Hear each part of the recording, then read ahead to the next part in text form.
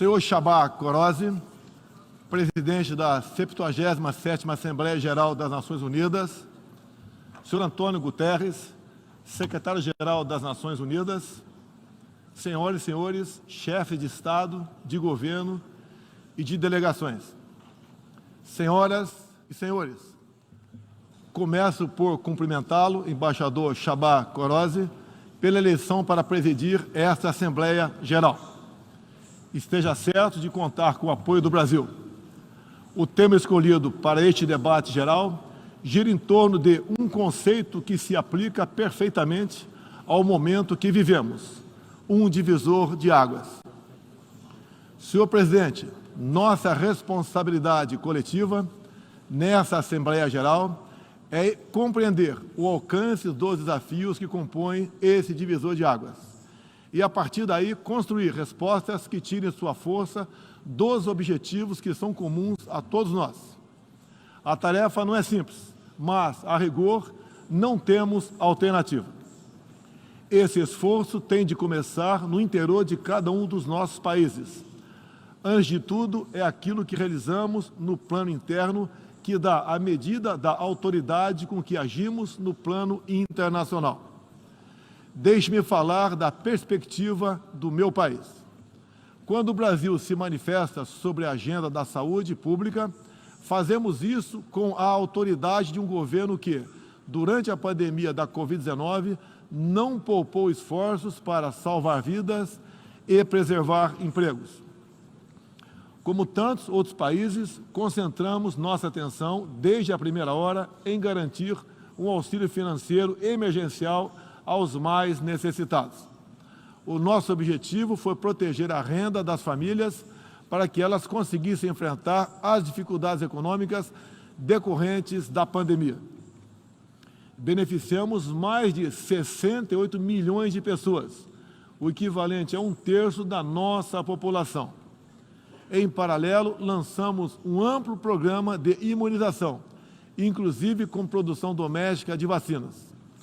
Somos uma nação com 210 milhões de habitantes e já temos mais de 80% da população vacinada contra a Covid-19. Todos foram vacinados de forma voluntária, respeitando a liberdade individual de cada um. Da mesma forma, no terreno da economia, o Brasil traz a autoridade de um país que, em nome de um crescimento sustentável e inclusivo, vem implementando reformas para a atração de investimentos e melhorias das condições de vida de sua população.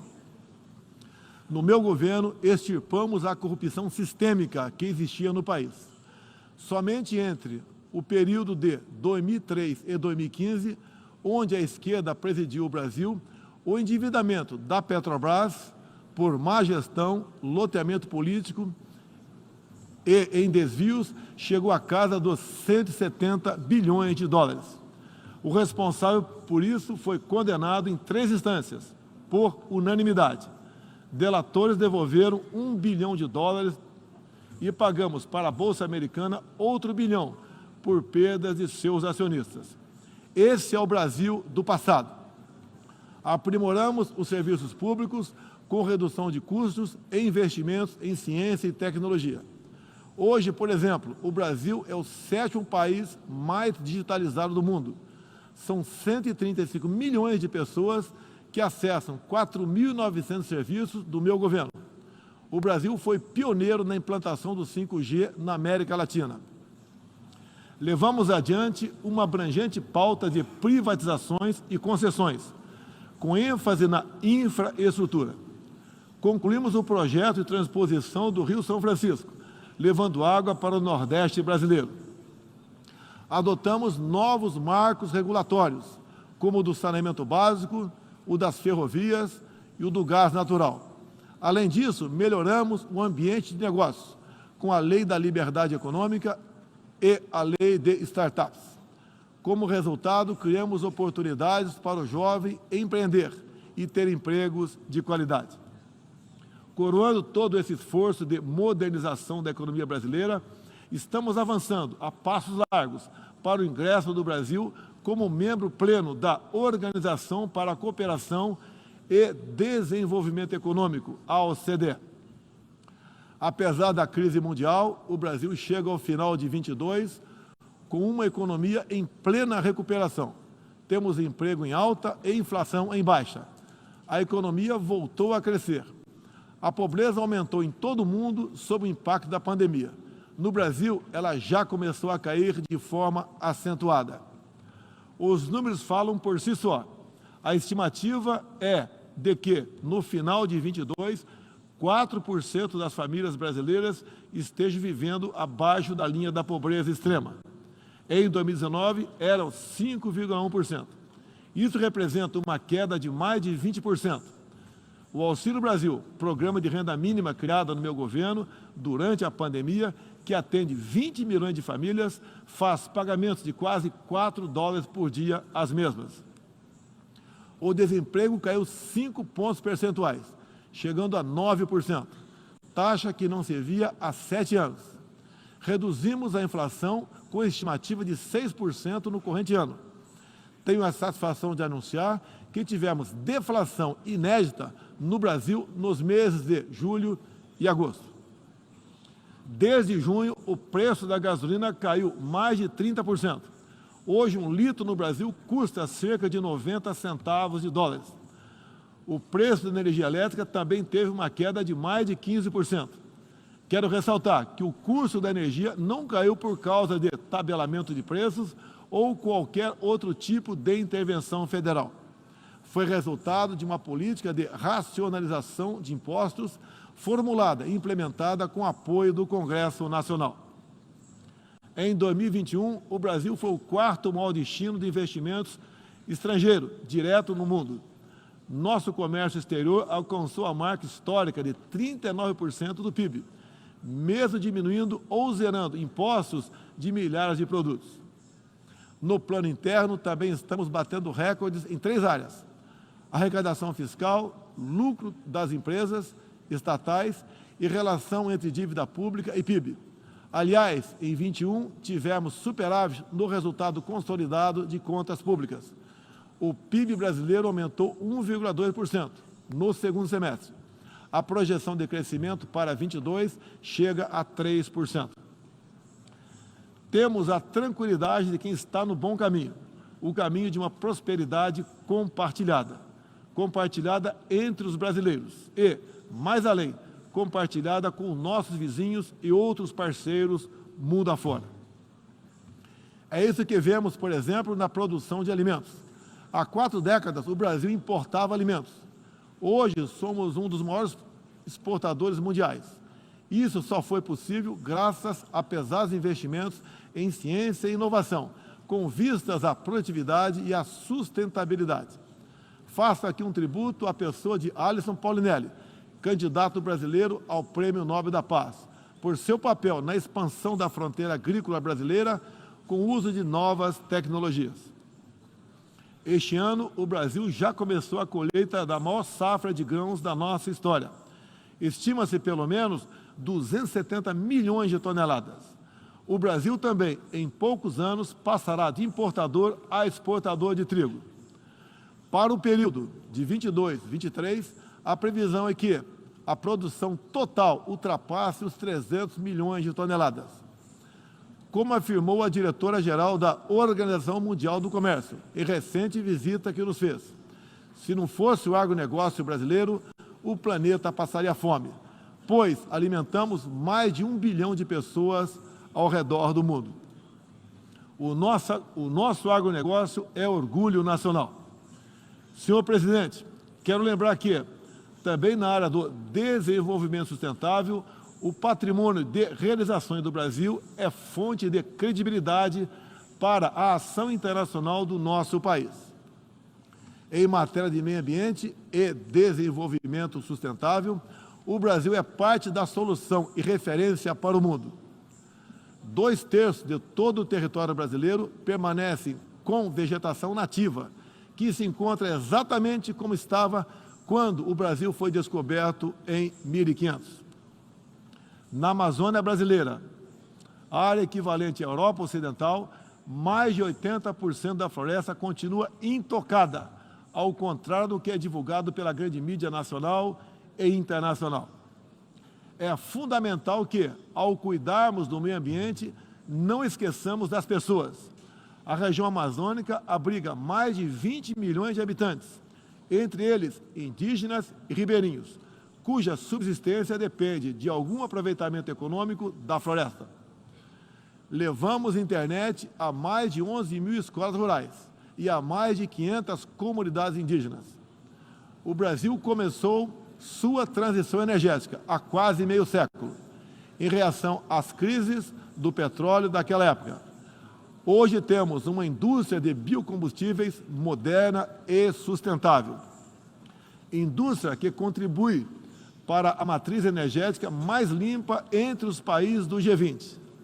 Cerca de 84% da nossa matriz elétrica atualmente é renovável. E esse é o objetivo que muitos países desenvolvidos esperam alcançar somente depois de 2040 ou 2050.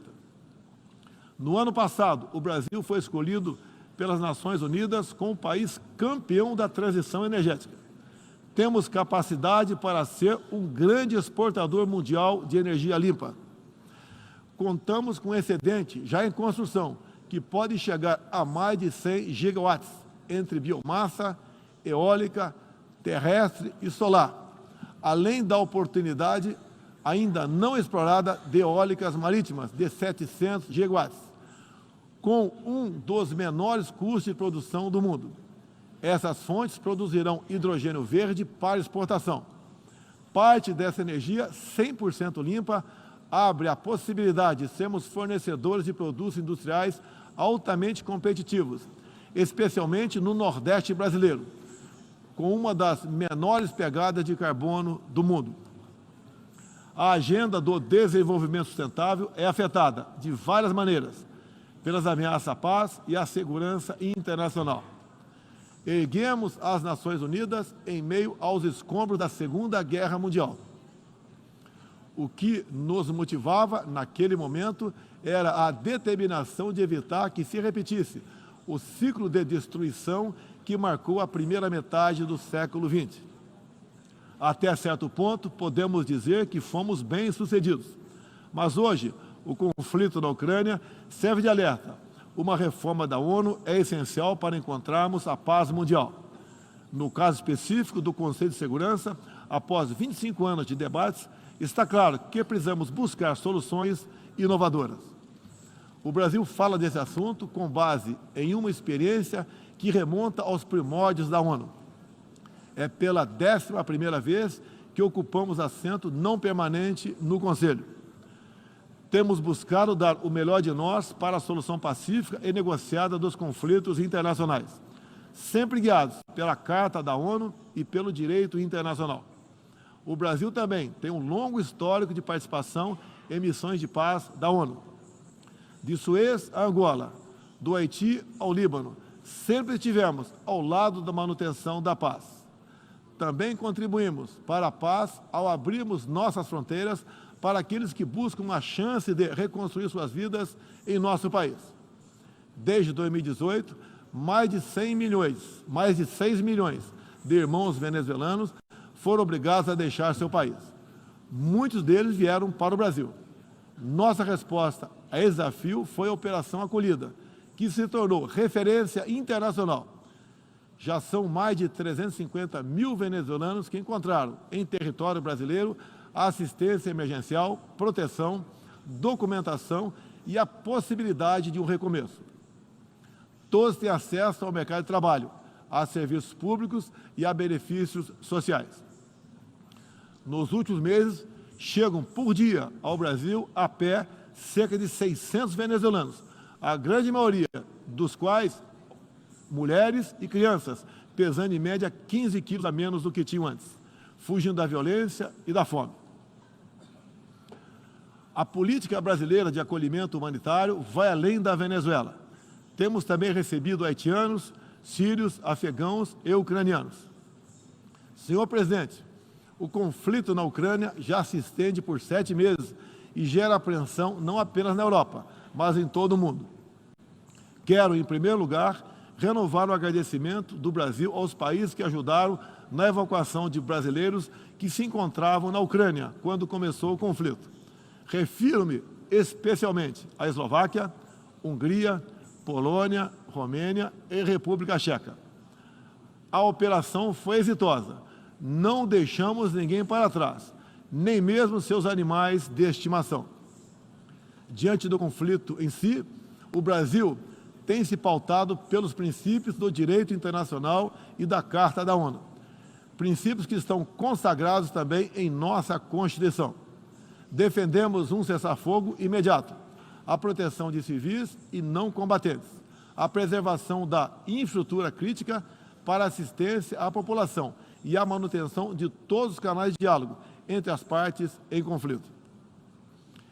Esses são os primeiros passos para alcançarmos uma solução que seja duradoura e sustentável.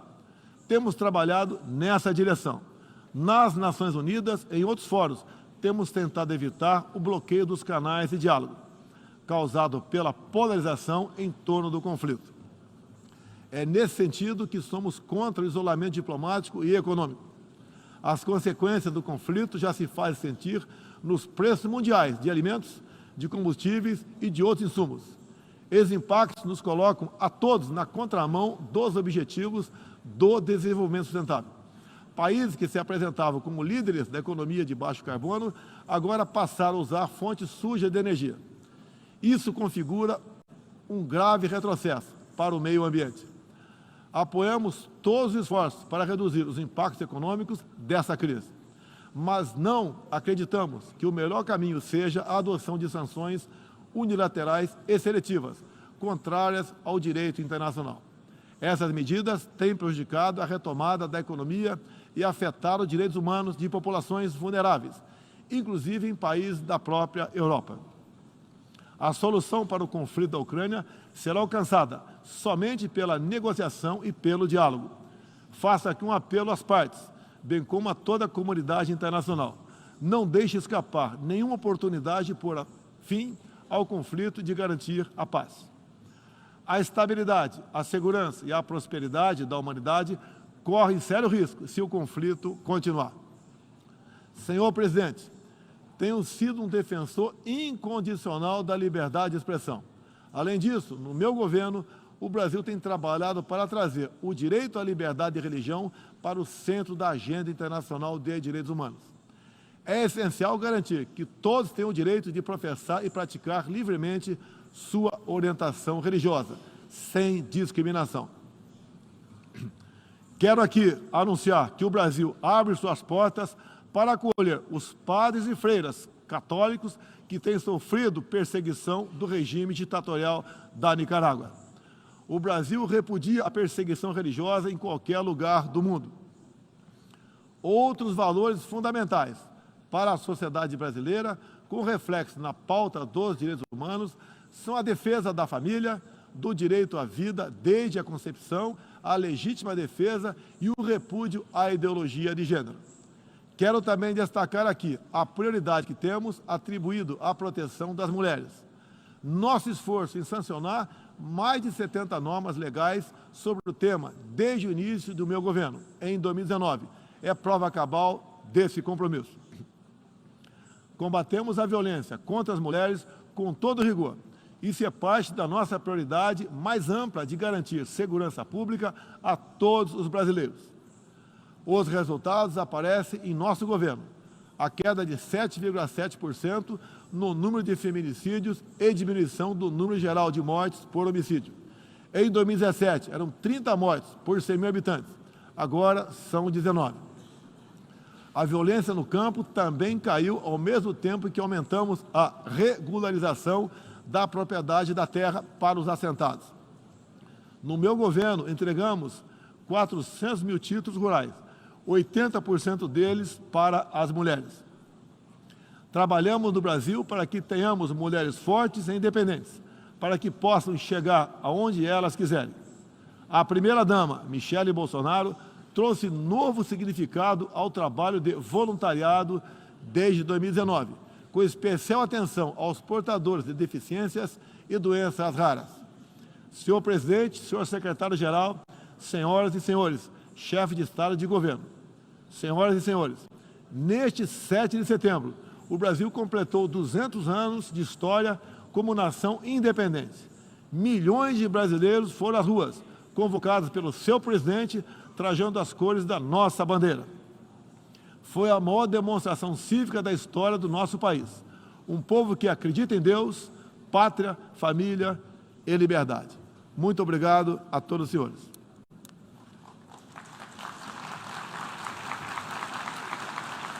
Obrigado.